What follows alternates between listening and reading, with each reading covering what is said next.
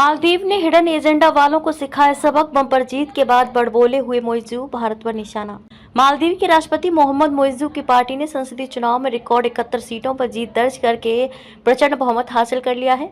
इस चुनाव को राष्ट्रपति मोइज़ू के लिए बेहद महत्वपूर्ण माना जा रहा था। उनकी नीतियों को लेकर भारत और चीन की नजर रहती है। बम्पर जीत के बाद मोइज़ू का बड़बोला बयान सामने आया है। उन्होंने कहा कि आम चुनाव के नतीजों ने दुनिया को दिखा दिया कि मालदीव के लोग अपना भविष्य अपनी मर्जी से चुनते हैं और वे किसी तरह का विदेशी दबाव नहीं चाहते।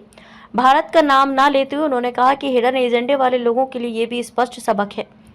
मालदीव के राष्ट्रपति मोहम्मद मोइज़ू की पार्टी ने संसदीय चुनाव में रिकॉर्ड 71 सीटों पर जीत दर्ज करके प्रचंड बहुमत हासिल कर लिया है। इस चुनाव को राष्ट्रपति मोइज़ू के लिए बेहद महत्वपूर्ण माना जा रहा था। उनकी नीतियों को लेकर भारत और चीन की नजर रहती है। बम्पर जीत के बाद मोइज़ू का बड़बोला बयान सामने आया है। उन्होंने कहा कि आम चुनाव के नतीजों ने दुनिया को दिखा दिया कि मालदीव के लोग अपना भविष्य अपनी मर्जी से चुनते हैं और वे किसी तरह का विदेशी दबाव नहीं चाहते।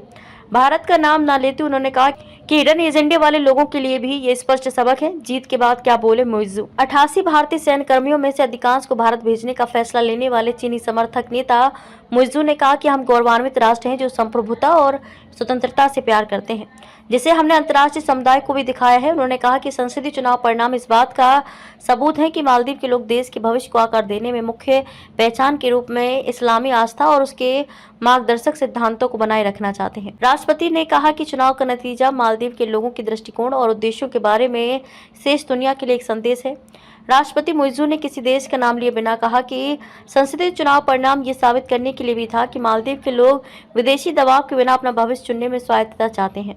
उन्होंने पहले भारत पर मालदीव के मामलों में हस्तक्षेप करने का आरोप लगाया है और पिछले साल सितंबर में इंडिया आउट अभियान के साथ उन्होंने राष्ट्रपति चुनाव जीता था।